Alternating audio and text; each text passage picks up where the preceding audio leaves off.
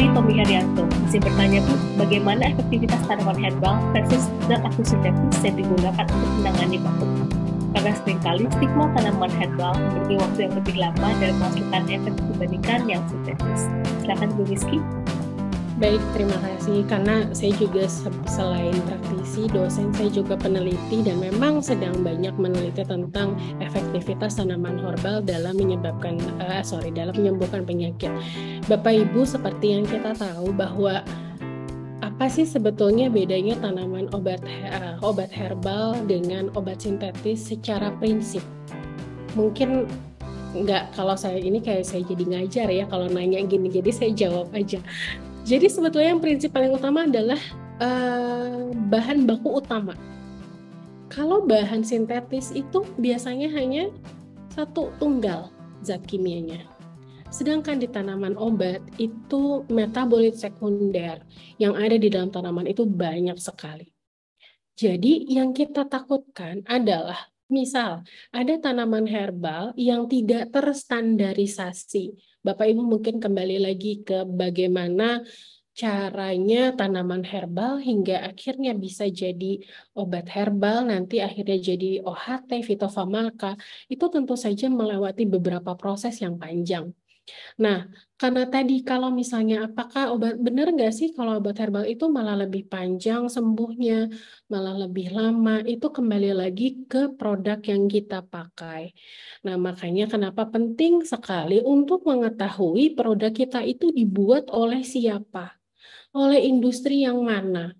Karena saya yakin, karena memang obat-obatan yang didaftarkan dan sudah mendapatkan registrasi BPOM itu sudah dijamin keamanannya dan efektivitasnya. Meskipun tidak semua produk obat itu ada klaimnya, klaim menyembuhkan ini, karena kan cuma obat herbal terbatas dan fitofarmaka yang boleh mengklaim bahwa itu menyembuhkan. Nah, makanya buat saya pribadi obat herbal ataupun obat sintetis itu kembali lagi kepada gejala yang dirasakan. Kemudian tadi kalau misalnya ternyata kita sudah yakin bahwa tanaman obat itu memiliki resiko yang paling rendah, karena banyak sekali gitu. Mungkin contoh saya lagi meneliti pegagan, dari pegagan. Pegagan punya efek ini. Zat aktifnya tuh banyak di dalam pegagan. Ada 4. Ternyata kalau kita cuma pakai 3 dari 4 itu jauh lebih efektif untuk efek yang ini. Dan tapi yang satunya punya efek samping.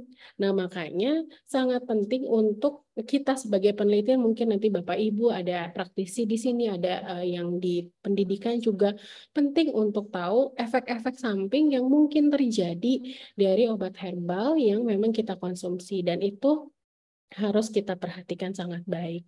Nah, saya yakin untuk obat-obat obat-obat herbal anak ini sudah dikaji dengan sangat panjang, dan jadi insya Allah berhasil untuk bisa menyembuhkan penyakit, tapi tadi balik lagi ya ke tata laksana penyakit itu sendiri. Mungkin itu dari saya, Mbak Hanida. Baik, dari Trimulyo Handoko di Jombang, Ibu Miski bertanya, asumsi kebanyakan obat herbal adalah aman, tapi efektivitasnya lebih lambat daripada non-herbal. Dan itu obat herbal yang belum berstandar fitofarmaka tentu dosisnya belum cukup tepat. Tentu efektivitasnya juga kurang daripada yang berstandar fitofarmaka. Bagaimana menyikapinya dosis yang tepat untuk obat herbal yang belum berstandar fitofarmaka supaya lebih ada efektivitasnya? Ibu Miski, silakan. Ya, mungkin tadi saya sekilas sudah menjelaskan ya bagaimana long way to go dari tanaman herbal sampai obat tersebut bisa terstandarisasi. Nah, untuk efektivitasnya, memang kalau saya bukan nggak percaya sama obat herbal ya, tapi balik lagi apa obat herbalnya dan penyakit apa yang dipakai.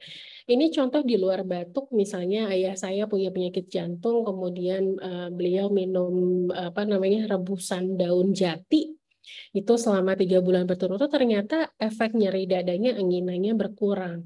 Nah, tapi ini balik lagi Bapak Ibu, biasanya kalau kita di daerah masing-masing empirisnya sudah ada ya kita, dan itu terbukti aman, boleh dilakukan gitu. Tapi lebih baik lagi jika ternyata gejala lebih dari 2 minggu, 2 bulan, itu apalagi untuk batuk ya.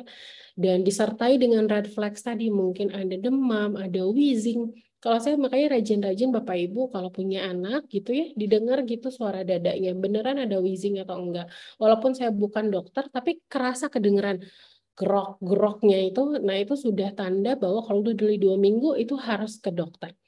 Apalagi ditambah anak sulit tidur tiap malam gitu, apa namanya, bukan masalah boleh pakai herbal atau tidak, tapi lebih baik kita cari tahu dulu penyebabnya apa.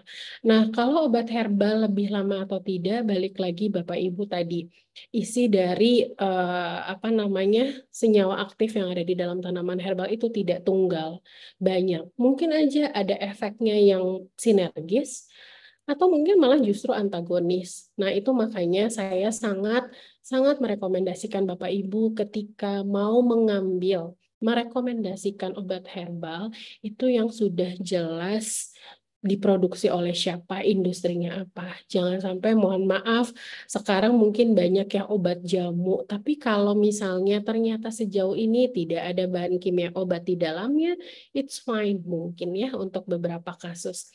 Tapi untuk kasus-kasus yang memang butuhnya kronis dan berat, saya sangat sarankan untuk konsultasi dahulu ke dokter medis, sehingga kita bisa tahu apakah obat sintetis ini boleh diberikan bersamaan dengan obat herbal.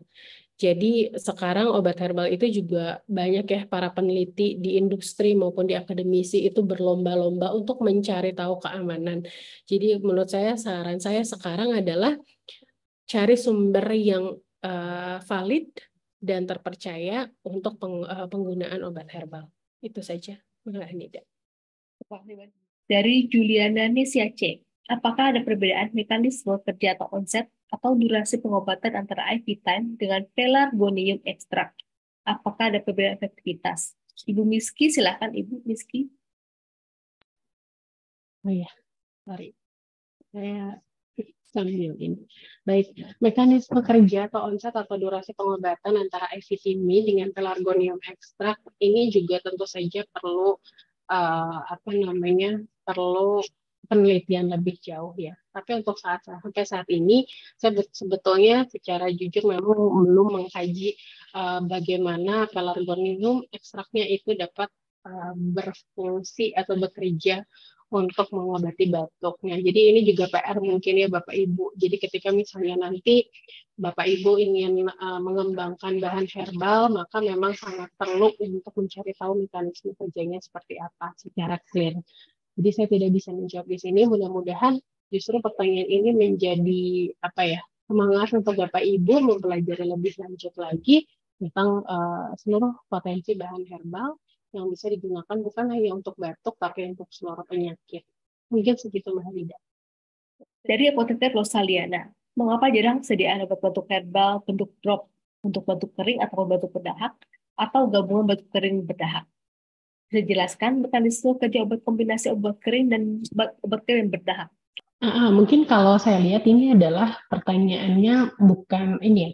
Mungkin seperti ini mungkin. Kalau antitusif dengan mukolitik itu hampir jarang. Tapi mukolitik dengan ekspektoran itu banyak sekali produk yang bercampur. Kemudian misalnya mukolitik dengan ada anti alerginya, itu juga ada antihistamin. Itu memang ada juga.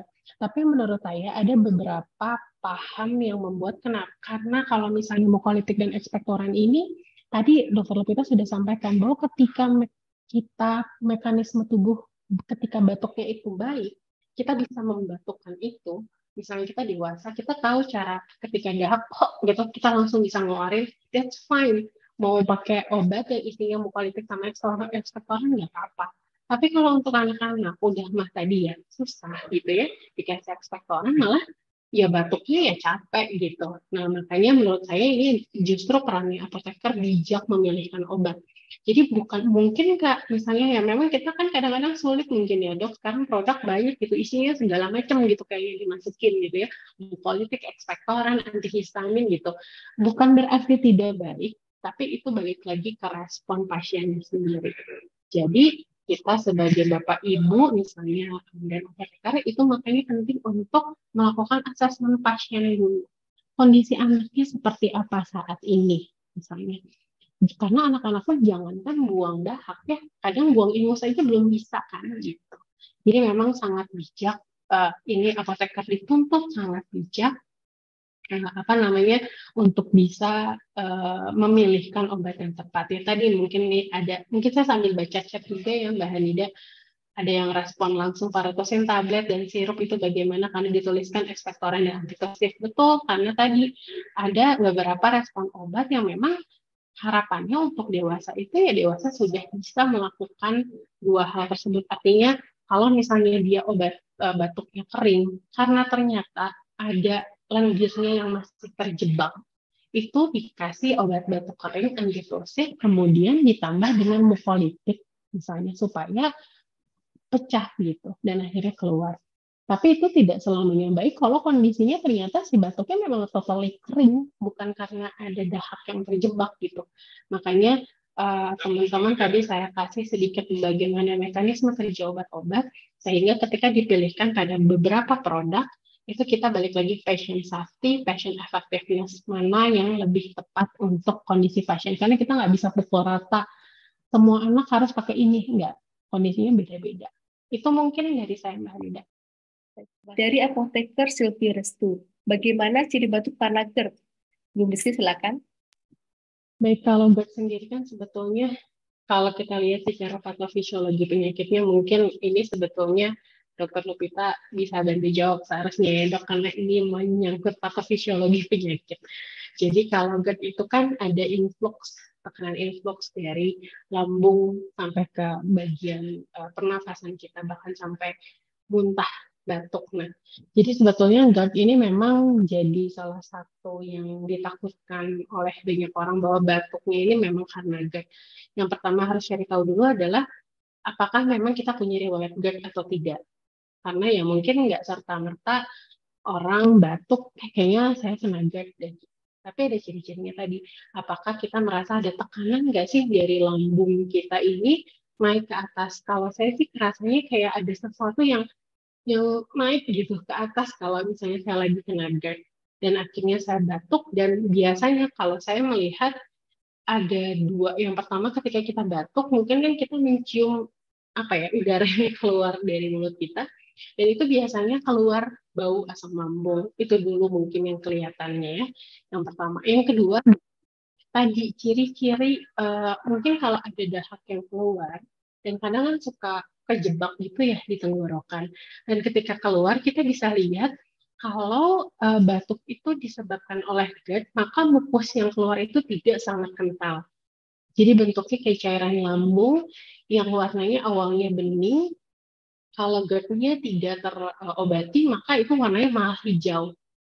Nah, jadi mungkin ciri-ciri batuk yang disebabkan oleh GERD itu dulu. Nah, tapi menurut saya ketika batuk disebabkan GERD, yang disembuhkan adalah GERD-nya dulu.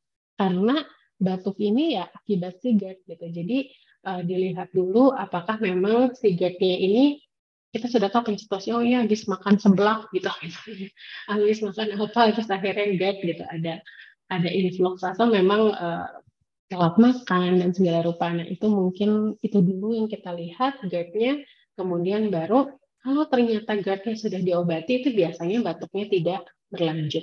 Gitu mungkin. Terima kasih Mbak Harida. Terima kasih Bu Miski. Dokter Lupita ingin nambahkan dok mengenai batuk GERD nih dok. Ciri seperti apa dok dari sisi medis? Ya, saya setuju banget sama Bu Miski. Udah terjawab semua ya. Ya iya, memang kalau batuk karena GERD, itu dia beda banget. Dia bukan, kalau batuk kering kan pasti batuk-batuk terus. Kalau batuk dahak juga. Kalau dia tuh betul ada sesuatu yang naik terus tiba-tiba kayak tercetus batuk. Karena kebetulan saya juga sering GERD, saya pernah ngerasain, kan dokter harus ngerasain dulu ya rasanya gimana kena GERD ya, baru bisa menceritakan kayak gitu. Dan itu obatnya bukan obat batuk. Karena kan tercetusnya karena GERD, ya udah kasih aja obat penurun asam lambung ya, seperti PPI atau mungkin kasih yang antasida dulu juga boleh gitu ya.